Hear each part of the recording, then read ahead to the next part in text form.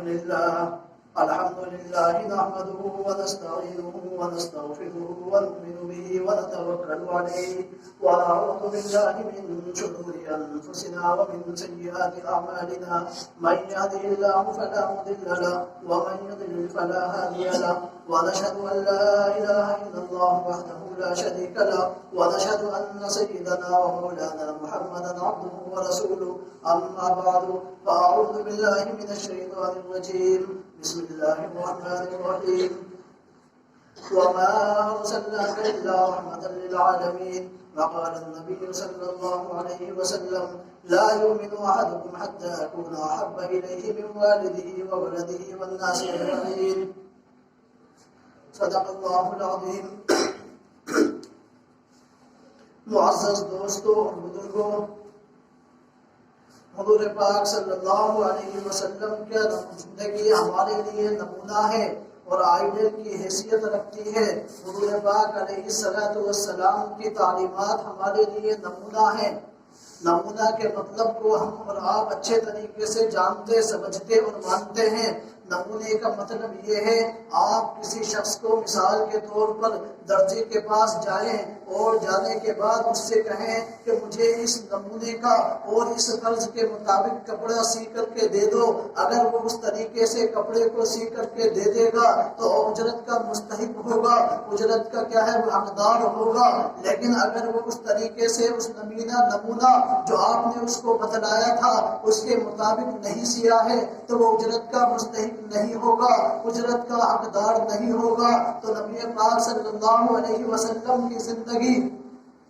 ہمارے لیے نمونہ ہے. آپ کی تعلیمات کے مطابق ہم کیا ہے زندگی گزار کر کے اللہ کے یہاں اجر کے مستحق ہوں گے. اور اگر حضور پاک صلی اللہ علیہ وسلم کی تعلیمات کے خلاف، آپ کی زندگی کے خلاف، آپ کے سب و روز کی زندگی کے خلاف زندگی ہم گزاریں گے تو ہم اجر کے مستحق نہیں ہوں گے. تو یہ آئیڈل کی حیثیت رکھتا ہے. نبی پاک علیہ السلام کی زندگی، اللہ نے آپ کو جو تعلیمات دی ہے، جو شریعت دی ہے، جو دین دیا ہے، وہ کیا ہے آئیڈیل کی حیثیت رکھتا ہے.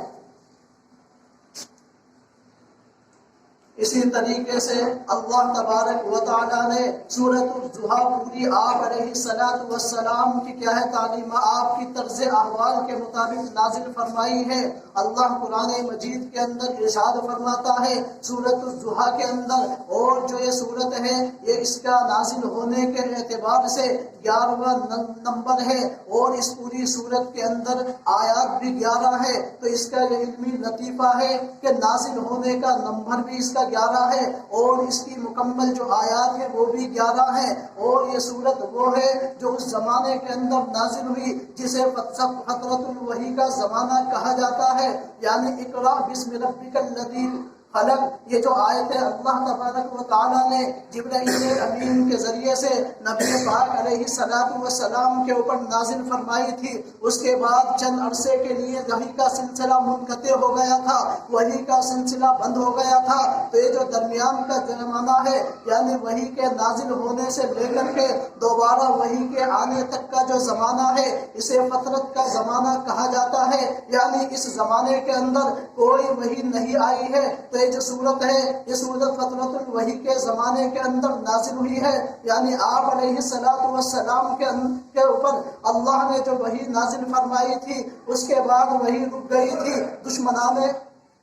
اسلام نے، آپ کے مخالفین نے کیا ہے یہ شور شرابہ شروع کر دیا کہ آپ کا رب آپ سے ناراض ہو گیا ہے. اس کے بعد اس کی ایک تفسیر یہ ہے، یہ سورت اس وقت نازل ہوئی جب وہ انذر عشیرتک الاقربین والی آیت نازل ہوئی. یعنی آپ اپنے خاندان والوں کو، اپنے رشتہ داروں کو، اپنے اہل و عیال کو، اپنے قبیلے والوں کو دین کی طرف لائیے، انہیں اللہ کی تعلیمات سے آگاہ کیجیے، انہیں دین کی دعوت دیجیے. اس کے بعد مخالفین نے کیا ہے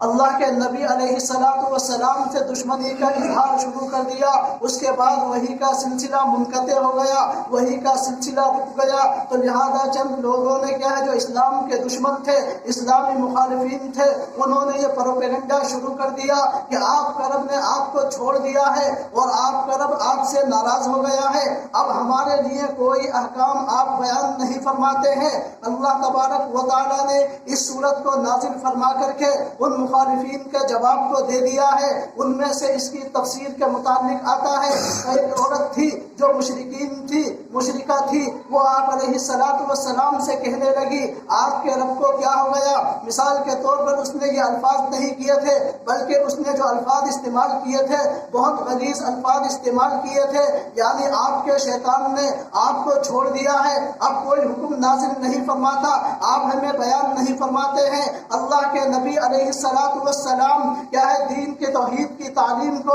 بیان فرما کر کے ان مشرکانہ عقائد کو واضح فرماتے تھے، ان کا رد فرمایا کرتے تھے، تو اس نے یہ بات آپ سے محبت کے طور پر نہیں فرمائی تھی، بلکہ بغض اور عداوت اور دشمنی کے طور کے اوپر آپ سے یہ بات بیان فرمائی تھی کہ آپ ہمارے لیے کوئی حکم بیان کیوں نہیں کرتے؟ اب آپ کے رب نے آپ کو چھوڑ دیا ہے، آپ کو تنہا چھوڑ دیا ہے۔ اس کے اوپر اللہ نے وَالضُّحَىٰ وَاللَّيْلِ إِذَا سَجَىٰ مَا وَدَّعَكَ رَبُّكَ وَمَا قَلَىٰ، یہ پوری صورت نازل فرمائی ہے، تو یہ 11ویں صورت ہے۔ آیت نازل ہونے کے اعتبار سے 11 اس کے اندر آیت ہیں، اس کے اندر اللہ تبارک و تعالیٰ نے اسے مخالفین کے جواب کو دے دیا ہے جس سے آپ مغموم ہو گئے تھے، آپ پریشان ہو گئے تھے اور بے چین ہو گئے تھے جب وحی نہیں آئی تھی، مخالفین پروپیگنڈا کر رہے تھے۔ اللہ نے آپ کو تسلی دے دی، ما ودعک ربک، آپ کے رب نے آپ کو چھوڑا نہیں ہے، وما قلا، اور نہ آپ سے بیزار ہوا ہے، نہ آپ سے روٹھا ہے، بلکہ کیا ہے آپ کا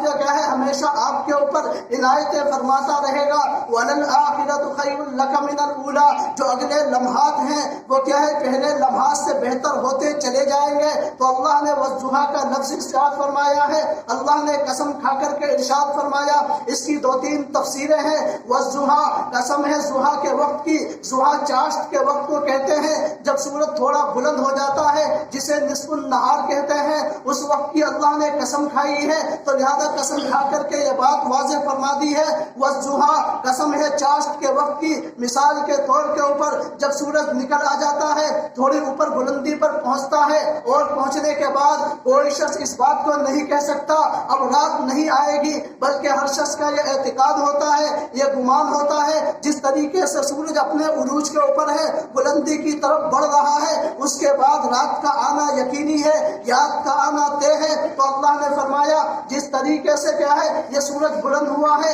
اس کے بعد رات آئے گی، اسی طریقے سے اب وحی کا سلسلہ منقطع ہو گیا ہے۔ آپ پریشان مت ہوئیے، آپ کیا ہے مغموم مت ہوئیے، بلکہ کیا ہے اس کے بعد وحی کا سلسلہ شروع ہو جائے گا۔ اس کے بعد کیا ہے اس کی دوسری تفسیر کے متعلق ابن کثیر کے اندر روایت کیا ہے مرفوع روایت موجود ہے، وہ ارشاد فرماتے ہیں کہ وضحیٰ کی ایک تفسیر یہ ہے جس کی تفسیر کے بارے میں آتا ہے اللہ نے آپ کے چہرے کی کیا ہے قسم کھا کر کے ارشاد فرمایا ہے، قسم ہے آپ کے چہرے کی، یعنی آپ کا چہرہ اتنا خوبصورت تھا، اتنا خوبصورت تھا جس کو بیان نہیں کیا جا سکتا۔ اللہ نے آپ کے چہرے کی اور آپ کے حسن کی قسم کھا کر کے ارشاد فرما دیا ہے، نور نبوت آپ کے چہرے سے ظاہر ہوتا تھا، نور نبوت آپ کے چہرے سے عیا ہوتا تھا۔ اس کے کیا ہے واقعات کو میں بیان کرتا ہوں، کیا ہے مولانا ادریس صاحب کاندھلوی علیہ الرحمہ نے سیرت المصطفیٰ کے اندر آپ علیہ السلام کے حسن کی، نور نبوت کی اور نبوت کے اثر کی اور نبوت کے کیا ہے ظاہر ہونے کو بیان کرتے ہوئے وہ فرماتے ہیں آپ علیہ السلام کے خاندان کے اندر، آپ کے نسب کے اندر جو نسب والے ہیں ان میں سے ایک کا نام عبد المطلب ہے جو آپ کے دادا ہیں، اور ایک کا نام عبداللہ ہے جو آپ کے والد ہیں۔ عبد المطلب کے بارے میں آتا ہے جب وہ کیا ہے مکہ مکرمہ کے اندر تھے اور کعبہ کے کیا ہے وہ متولی تھے، ان کو والی بنا دیا گیا تھا۔ اس کے بعد ابرہہ نے کیا ہے دشمنی کے طور کے اوپر اپنے لشکر کو تیار کیا، اور تیار کرنے کے بعد وہ کعبہ کے اوپر چڑھائی کے ارادے سے کیا ہے یمن سے کیا ہے نکلتا ہوا مکہ کی طرف بڑھا، لیکن ابھی مکہ کے اندر نہیں پہنچا تھا۔ مکہ سے تھوڑی پہلے ہی ایک کیا ہے جگہ کا نام ہے جسے کیا ہے وادی محصر کہتے ہیں، یہاں پر کیا ہے لوگوں کے اونٹ چرا کرتے تھے، عبد المطلب کے بھی بہت سارے اونٹ تھے تو لہذا ان کے اونٹ بھی چرا کرتے تھے۔ تو وادی محصر کے اوپر پہنچا، اس نے وہاں پر قیام کیا اور اپنے پڑاؤ کو ڈال دیا۔ پڑاؤ ڈالنے کے بعد چند لوگوں سے پوچھا کہ کیا ہے کعبے کا کیا ہے کہ کعبے کا متولی کون ہے، کعبے کا والی کون ہے؟ لوگوں نے بتایا یہ کیا ہے اس کا نام عبد المطلب ہے، وہ ہے۔ اس نے فرمایا اس کے علاوہ کوئی اور کام بھی ہے عبد المطلب کا؟ تو انہوں نے فرمایا کوئی اور کام تو نہیں ہے، ہاں البتہ ان کے پاس اونٹ بہت سارے ہیں تو لہذا وہ فلاں جگہ کے اوپر چڑھتے ہیں۔ اس نے فوراً لوگوں کو حکم دیا، ان اونٹ کو اغوا کر کے اپنے قبضے کے اندر لے لیا۔ جب عبد المطلب کو اس بات کا علم ہوا اور اس بات کو پتہ چلا کہ ابرہہ نے میرے اونٹ پر قبضہ کر لیا ہے، اس کے 200 اونٹوں کو ابرہہ نے کیا ہے اپنے انٹر کے اندر لے لیا تھا، اغوا کر کے اپنے قید کے اندر لے لیا تھا۔ عبد المطلب کو پتہ چلا، وہ فوراً وہاں سے چلتے ہیں، مکہ سے وادی محصر کے پاس پہنچتے ہیں جہاں پر ابرہہ نے پڑاؤ ڈالا تھا اور قیام کیا تھا۔ جب وہ پہنچے تو لہذا ابرہہ کو معلوم ہو گیا عبد المطلب آ گئے ہیں، تو لہذا وہ اپنے تخت کے اوپر بیٹھا ہوا تھا، شاہی تخت کے اوپر۔ اس نے مناسب نہیں سمجھا کہ عبد المطلب آئے اور میرے تخت کے اوپر بیٹھے، تو لہذا اس کو یہ بات گوارا نہیں تھی۔ آپ علیہ الصلوۃ والسلام کے کیا ہے عبد المطلب کے جو آپ کے دادا تھے ان کے اوپر آپ کا نور نبوت اس طریقے سے ظاہر ہو رہا تھا کہ ابرہہ نے سوچا کہ یہاں پر آئے گا میری بے عزتی ہو جائے گی۔ وہ فوراً وہاں سے اٹھتا ہے اور اٹھنے کے بعد کھڑا ہو کر کے نیچے اترتا ہے۔ عبد المطلب جیسے ہی آگے بڑھتے ہیں وہ فوراً نیچے اتر کر کے ان سے ہاتھ ملاتا ہے اور فوراً زمین کے اوپر بٹھاتا ہے اور خود بھی وہیں پر بیٹھ جاتا ہے۔ یا آپ علیہ الصلوۃ والسلام کے دادا کے اندر اللہ کے نبی علیہ الصلوۃ والسلام کا نور نبوت ظاہر ہو رہا تھا، نبوت کے اثرات ظاہر ہو رہے تھے، جس سے ابرہہ کے اوپر اتنا رعب پڑا، اتنا دبدبہ پڑا اور اتنی ہیبت اس کے اوپر طاری ہو گئی۔ اس کے اندر یہ ہمت نہیں تھی، اس کے اندر یہ جرت نہیں تھی اور یہ طاقت نہیں تھی عبد المطلب کو شاہی تخت کے اوپر بٹھائے۔ وہ فوراً اٹھ کر کے زمین کے اوپر بیٹھ جاتا ہے خود بھی اور انہیں بھی بٹھاتا ہے۔ اس کے بعد پوچھتا ہے کس غرض سے آئے ہو، آنے کا مقصد کیا ہے؟ عبد المطلب نے جواب میں فرمایا آپ نے میرے اونٹ کو قبضے کے اندر کر لیا ہے، میں اپنے اونٹوں کو چھڑانے آیا ہوں۔ اور ابرہہ نے فرمایا تم تو کعبہ کے متولی ہو، کعبہ کے والی ہو، تم اس کی دیکھ ریکھ کیا ہے، انضمام اور انصراف تمہارے ہاتھ کے اندر ہے، اس کی باغ دوڑ تمہارے قبضے کے اندر ہے۔ تم نے اونٹوں کی بات کی ہے، تمہیں کعبہ کی بات کرنی چاہیے تھی کہ کعبہ کو کون بچائے گا۔ اس نے بڑے فخر کے اندر کہا، لیکن عبد المطلب نے جو جملہ کہا وہ تاریخی جملہ ہے۔ اس جملے کو سننے کے بعد کیا ہے انسان کے ایمان تازہ ہوتا ہے۔ عبد المطلب نے فرمایا انا رب الابلی، میں اونٹوں کا مالک ہوں، میں اونٹوں کا رب ہوں، اونٹ میرے ہیں، میں ان مالک کو کیا ہے اپنے مالک اپنے سامان کو چھڑانے آتا ہے تو میں بھی اونٹوں کو چھڑانے آیا ہوں۔ وَلِلْبَيْتِ رَبُّهُ سَيَمْنَعُهُ، اور کعبے کا مالک اللہ ہے، وہ اس کی حفاظت خود فرمائے گا۔ تو لہذا اس نے کیا ہے اس جملے کو سننے کے بعد عبد المطلب کے جو 200 اونٹ اس نے قبضے کے اندر کیے تھے ان تمام کو چھوڑ دیا ہے۔ اس کے بعد عبد المطلب اپنے اونٹوں کو لے کر کے روانہ ہوتے ہیں اور روانہ ہونے کے بعد اب اس کے اندر کیا ہے وہ کعبے کی طرف بڑھتا ہے تو اللہ نے اس کا کلام کما کر دیا تھا۔ تو اس واقعے کو بیان کر کے میں نے یہ بات واضح کر دی ہے، آپ علیہ الصلوۃ والسلام کا نور نبوت آپ کے دادا کی پیشانی کے اندر بھی کیا ہے ظاہر ہوتا تھا، جس سے دشمن دیکھ کر کے کیا ہے فوراً مغلوب ہو جاتا تھا، خوف طاری ہو جاتا تھا، دبدبہ طاری ہو جاتا تھا۔ جیسے ابرہہ کے اندر کیا ہے عبد المطلب کو دیکھنے کے بعد اس کے اندر خوف طاری ہو گیا۔ اس کے بعد دوسرے ان کے والد ہیں جن کا نام عبداللہ ہے، عبداللہ کے بارے میں آتا ہے عبد المطلب کا بیٹا عبداللہ جب جوان ہوا اور کیا ہے وہ فدیے سے فارغ ہوئے تو لہذا ان کی شادی کی فکر دامنگیر ہوئی اور یہ کیا ہے انہیں لے کر کے عبد المطلب ساتھ میں چلے، عبداللہ کو ساتھ کے اندر لیا اور بنی زہرہ جو اس زمانے کے اندر شریف النسب خاندان سے تھا اور کیا ہے اس کا کیا ہے اس خاندان کے اندر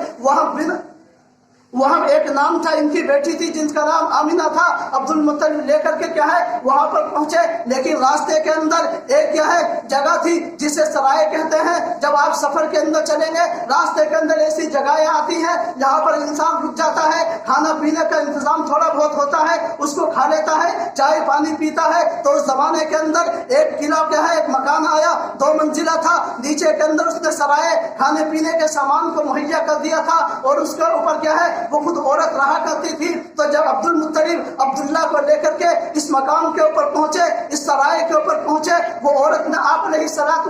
کے والد حضرت عبداللہ کو دیکھا تو ان کے چہرے کے اندر نور نبوت کیا ہے انہیں ظاہر ہو گیا، تو وہ فوراً کیا اپنے بالا خانے سے اتر کر کے نیچے کی طرف آتی ہے، اور آنے کے بعد کیا ہے عبد المطلب کے بیٹے حضرت عبداللہ کو بلاتی ہے اور غلط کام کے ارادے سے بلاتی ہے، تو لہذا عبد المطلب کے کیا ہے بیٹے عبداللہ نے فرمایا ہے ان الکریم یحمل عرضہ ونفسہ ودینہ، کہ شریف آدمی جو ہے اپنی جان کی بھی حفاظت کرتا ہے، گناہ سے بچتا ہے، اور اپنے مال اور اپنے دین کی بھی حفاظت کرتا ہے، تو لہذا انہوں نے منع کر دیا۔ اس کے بعد یہاں سے چلے اور بنی زہرہ جو مدینہ منورہ کے اندر کیا ہے ایک قبیلہ تھا جن کے کیا ہے بیٹی تھی حضرت آمنہ، ان کے باپ کا نام کیا ہے وہب تھا، تو لہذا یہ وہاں پر پہنچے، عبد المطلب نے کیا ہے ان کی بیٹی آمنہ سے کیا ہے ان کے نکاح کی پیشکش کی اور نکاح ہو گیا، اور عبد المطلب نے ان کے دوسرے بھائی جن کا نام محب تھا ان کی بیٹی کا نام حالہ تھا، عبد المطلب نے ان سے خود نکاح فرمایا، یہ دونوں نکاح ایک ہی مجلس کے اندر ہوئے۔ اس کے بعد 3 روز قیام کیا، قیام کرنے کے بعد اللہ کے نبی علیہ السلام کے والد حضرت عبداللہ اپنی بیوی آمنہ کو لے کر کے اور آپ کے دادا عبد المطلب اپنی بیوی حالہ کو لے کر کے جب وہاں سے روانہ ہوئے تو سسرال والوں نے آمنہ کے میکے والوں نے ان کے پیچھے آئے، اور آنے کے بعد تھوڑی دیر کے لیے انہیں تاکہ مکہ پہنچا دے وہ ساتھ میں چلے، لیکن وہ سرائے پھر پڑی، وہاں پر جب پہنچے اس عورت نے پھر دیکھا تو لہذا وہ دوبارہ آ گئے ہیں، وہ عورت پھر اپنے بالا خانے سے اتری اور اترنے کے بعد عبداللہ کو آواز لگائی، اے عبداللہ میں اب غلط ارادے سے آپ کو نہیں بلاتی ہوں، لیکن جو اس وقت میں نے آپ کو روکا تھا وہ اس لیے روکا تھا آپ کے چہرے کے اندر نور نبوت ظاہر ہو رہا تھا، آپ کے چہرے کے اندر نبوت کے اثرات ٹپک رہے تھے اور وہ ظاہر ہو رہے تھے، میں یہ چاہتی تھی کہ وہ اثرات میں اپنے اندر منتقل کر لوں آپ سے نکاح کر کے، تو لہذا اب وہ ارادہ کیا ہے مجھے ظاہر نہیں ہو رہا ہے، وہ نور نبوت مجھے نظر نہیں آ رہا ہے،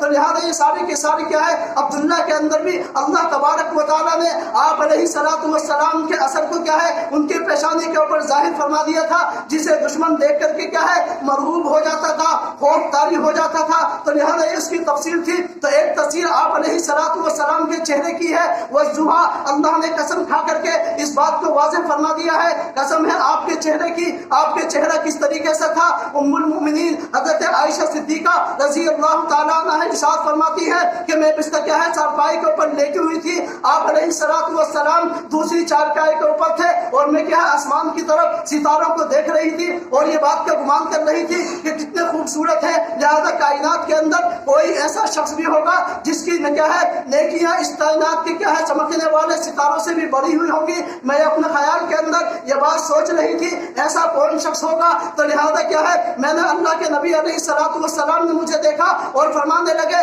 اے عائشہ کس بات کی سوچ کے اندر ہو، کیوں پریشان ہو؟ حضرت عائشہ نے فرمایا یا رسول اللہ میں آسمان کے اندر اپنی نگاہ کو کرتی ہوں اور آسمان کے ستاروں کو دیکھتی ہوں تو میں یہ خیال کرتی ہوں کائنات کے اندر کوئی ایسا شخص بھی ہے جس کی نیکیاں کائنات کے ستارے سے زیادہ روشن اور چمکدار ہیں۔ اللہ کے نبی علیہ السلام نے فرمایا ہاں عائشہ ایک شخص ہے جس کی نیکیاں کائنات کے اندر کیا ہے جو آسمان کے اوپر جو سارے کیا چاند سورج چمک رہے ہیں ان سے بھی زیادہ ہے، اور وہ اس کا نام عمر فاروق رضی اللہ تعالیٰ عنہ ہے۔ حضرت عائشہ رضی اللہ تعالیٰ عنہ نے اپنے سر کو جھکا لیا، اللہ کے نبی نے فرمایا اے عائشہ کیا بات ہے کیوں چپ ہو گئی؟ حضرت عائشہ نے فرمایا یا رسول اللہ میرا جو گمان تھا میں جو سوچ رہی تھی اس سوچ کے مطابق میں نے یہ سوچا کہ میرا باپ ہے جس کا نام ابو بکر ہے، ابو بکر ہے ان کی نیکی زیادہ ہوں گی، لیکن جو میری توقع تھی جو میری تمنا تھی اللہ کے نبی ابو بکر کے بارے میں فرمائیں گے، لیکن آپ نے عمر کے بارے میں فرمایا ہے، تو لہذا میں اس وجہ سے کیا ہے تھوڑی کیا ہے خلاف توقع جواب ملنے کی وجہ سے تھوڑی مایوسی ہو گئی۔ اللہ کے نبی نے ارشاد فرمایا اے عائشہ مایوس ہونے کی ضرورت نہیں ہے کہ تیرا باپ تو ابو بکر ہے، اس کے بارے میں یہ ہے کہ اگر اس نے جو اللہ کے نبی کے ساتھ 3 راتیں غار ثور کے اندر گزاری تھی، اگر ان 3 راتوں کو کیا ہے عمر کی ساری زندگی کی نیکیوں کے برابر بھی نہیں ہو سکتی، تو لہذا ابو بکر نے غار ثور کے اندر جو اللہ کے نبی علیہ السلام کے ساتھ 3 دن گزارے ہیں اس کے اندر نہ روزے رکھے ہیں نہ نمازیں پڑھی ہیں نہ تہجد پڑھے ہیں نہ ذکر و اذکار کیا ہے، تو پھر کون سی عبادت تھی جس کی وجہ سے عمر کی ساری نیکیوں کے اوپر ابو بکر کی 3 راتیں بڑھ گئی ہیں اور بھاری پڑ گئی ہیں؟ تو لہذا اس کے جواب ایک ہی ہے اور وہ یہ ہے ابو بکر صدیق نے غار ثور کے اندر 3 دن جو قیام کیا تھا اس کے اندر جو ان کی نیکی تھی وہ آپ علیہ السلام کے کیا ہے چہرے کو دیکھتے تھے, آپ علیہ کے چہرے کا دیدار کرتے تھے. اس دیدار کی وجہ سے اللہ نے ان کی تمام نیکیوں کو کیا ہے, عمر کی نیکیوں کے اوپر بھاری کر دیا ہے. تو لہذا آپ علیہ السلام کا اس زمانے کے اندر جب آپ حیات تھے دنیا کے اندر, آپ کے چہرے کو صرف دیکھنا اس سے بڑی عبادت نہیں تھی, اس سے بڑی نیکی نہیں تھی. لیکن آپ کے دنیا سے رخصت فرمانے کے بعد اب جو سب سے اہم نماز ہے, سب سے اہم عبادت ہے, اور سب سے اہم عبادت ہے, اس کا نام نماز ہے. لیکن اللہ کے نبی کی زندگی کے اندر نماز اتنی اہم نہیں تھی جتنا آپ کے چہرے کو دیکھنا. اسی وجہ سے اللہ نے فرمایا والضحیٰ, قسم ہے آپ کے چہرے کی, واللیل اذا سجا, اور قسم ہے آپ کے رات کی, رات جب مکمل طریقے سے چھا جائے. اور اس کی دوسری تفسیر یہ ہے, اللہ تبارک و تعالیٰ نے فرمایا واللیل اذا سجا, قسم ہے کیا ہے آپ کی زلفوں کی, یعنی جو آپ کے بال مبارک تھے ان کی اللہ نے قسم فرمایا. رات کی تاریکی اور رات کے اندھیرے کی کوئی وقت نہیں ہے, کوئی حیثیت نہیں ہے جو میرے محبوب صلی اللہ علیہ وسلم کے کیا ہے بال مبارک تھے, ان کی جو سیاہی تھی اس کی اللہ نے قسم کھا کر فرمایا یہ رات کی تاریکی کے اوپر بھی کیا ہے بڑھی ہوئی ہے. تو لہذا آپ علیہ السلام کے بال اتنے خوبصورت تھے, اتنے خوبصورت تھے. اللہ قرآن میں قسم کھا کر کے ارشاد فرماتا ہے واللیل اذا سجا, قسم ہے آپ کی زلفوں کی, آپ کی زلفوں کی قسم کھا کر کے اللہ نے ارشاد فرما دیا ہے کہ آپ کے بال مبارک, آپ کی جو زلفیں ہیں وہ بہت مبارک ہے. تو لہذا یہ آپ علیہ السلام کے بارے میں ارشاد فرمایا. اس کے بعد مشرکین کا کیا ہے اللہ نے جواب دیا ہے ما ودعک اے ما ترکک, یعنی آپ کے رب نے آپ کو چھوڑا نہیں ہے. وما کلا وما ابغضک, یعنی آپ سے بیزار نہیں ہوا ہے. آپ پریشان مت ہوئیے, آپ مغموم مت ہوئیے. یہ کفار جو آپ کے بارے میں کہتے ہیں آپ کے رب نے آپ کو چھوڑ دیا ہے, آپ سے ناراض ہو گیا ہے, ایسی بات نہیں ہے. بلکہ کیا ہے کہ آپ کے رب نے جو ہے وحی کا سلسلہ منقطع فرما دیا ہے. لیکن ایسی بات نہیں ہے. وَلَلْآخِرَةُ خَيْرٌ لَكَ مِنَ الْأُولَىٰ, جو اس وقت کا زمانہ ہے جس کے اندر وحی رکی ہوئی ہے, اس کے بعد جو اگلے لمحات ہیں, اگلا جو وقت ہے وہ آپ کے لیے بہتر سے بہتر ہوتا چلا جائے گا, بہتر سے بہتر ہوتا چلا جائے گا. اس کی فکر نہ کرے, اللہ آپ کے ساتھ ہے. اور اللہ کے نبی علیہ السلام اللہ کے کیا ہے نائب تھے, وہ جو جس کا کام کو کرتا ہے وہ اس کو چھوڑتا نہیں ہے. تو اللہ نے سرگردی دی, اس میں جملہ ایک کہا تھا, اللہ نے بہت ساری تفسیر کے کیا ہے پوری صورت میں آپ کے ذرا بیان فرما دی ہے, آپ کی حمایت کے اندر بیان فرما دی ہے. ان تمام کا جواب دے دیا ہے کہ ما ودعک ربک وما کلا, آپ پریشان مت ہوئیے, آپ کا رب آپ کے ساتھ ہے, آپ کو چھوڑے گا نہیں اور آپ سے بیزار بھی نہیں ہوگا, آپ سے روٹھے گا بھی نہیں. وَلَلْآخِرَةُ خَيْرٌ لَكَ مِنَ الْأُولَىٰ, جو بعد کے لمحات ہیں اس وقت سے بہتر ہوتے چلے جائیں گے. الم یجد کا یتیما فآویٰ, آپ کے رب کے ہے آپ کو یتیم پایا پھر آپ کو ٹھکانہ دیا ہے. وَأَمَّا السَّائِلَ فَلَا تَنْهَرْ, اور پھر جب آپ کے پاس سائل آئے آپ اس کو جھڑکیے مت, کسی غرض سے بھی سوال کرنے آئے آپ اس کو کچھ نہ کچھ دے دیجیے, اس سے کیا ہے مغموم مت ہوئیے, اس سے غصے کا اظہار نہ کریے. وَأَمَّا الْيَتِيمَ فَلَا تَقْهَرْ, آپ کو کیا ہے آپ کے رب نے تنگدست پایا ہے, حضرت خدیجہ جیسی بیوی دے کر کے آپ کو مالدار بنا دیا ہے. وَأَمَّا بِنِعْمَتِ رَبِّكَ فَحَدِّثْ, اور آپ کے رب نے کیا ہے آپ کے اوپر اتنی نعمتیں برسائی, اتنی نعمتیں برسائی ہیں اور برساتا رہے گا, جس سے آپ کیا ہے اس کو بیان فرماتے رہیے. تو اس سے ایک بات سمجھ میں آ گئی, انسان کو جب اللہ کوئی نعمت دے تو لہذا کیا ہے پریشانی کے اندر ہو تو اس کو یہ نہ سوچنا چاہیے اللہ مجھے ساری مصیبتیں دیتا ہے. مثال کے طور پر آپ کی